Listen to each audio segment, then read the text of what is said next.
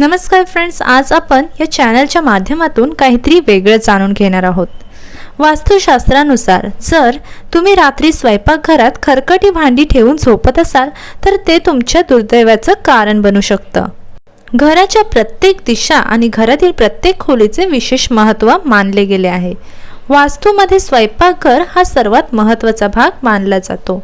वास्तूनुसार स्वयंपाकघरातून बाहेर पडणाऱ्या ऊर्जेचा घरातील सदस्यांच्या आरोग्यावर परिणाम होतो।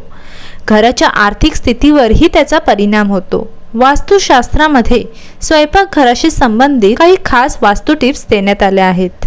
वास्तूमध्ये स्वयंपाकघर सर्वात महत्त्वाचा भाग आहे।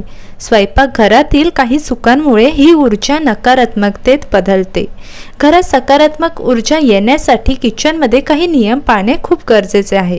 जर तुम्ही रात्री स्वयंपाकघरात खरकटी भांडी ठेवून झोपत असाल तर ते तुमच्या दुर्दैवाचं कारण बनू शकतं। जाणून घ्या किचनमध्ये खरकटी भांडी का ठेवू नयेत।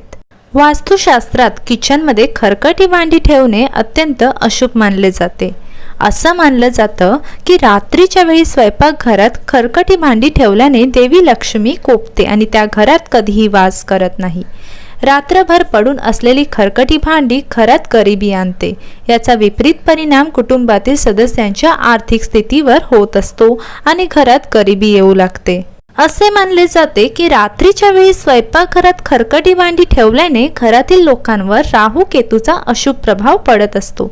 घरात पैसा टिकत नाही। रात्रीच्या वेळी गॅस शेगडी अस्वच्छ ठेवणे देखील अशुभ मानले जाते।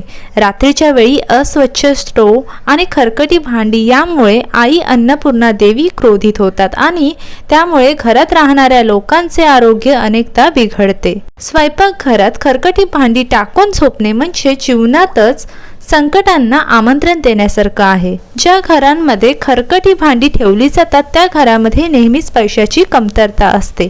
काही लोकांवर कर्जही वाढतं। कुटुंबातील सदस्यांची आर्थिक परिस्थिती दिवसेंदिवस ढासळत चालली आहे। म्हणूनच झोपण्यापूर्वी खरकटी भांडी स्वच्छ ठेवा। वास्तूनुसार स्वयंपाकघर नेहमी स्वच्छ करून रात्री जेवल्यानंतर झोपावे। घर देखील नेहमी स्वच्छ ठेवले पाहिजे, कारण स्वच्छ घरातच लक्ष्मीचा वास असतो। जर काही कारणास्तव तुम्हाला रात्री भांडी धुता येत नसतील तर लक्षात ठेवा की किमान ती पाण्याने धुवा, म्हणजे ती घाण राहू नये।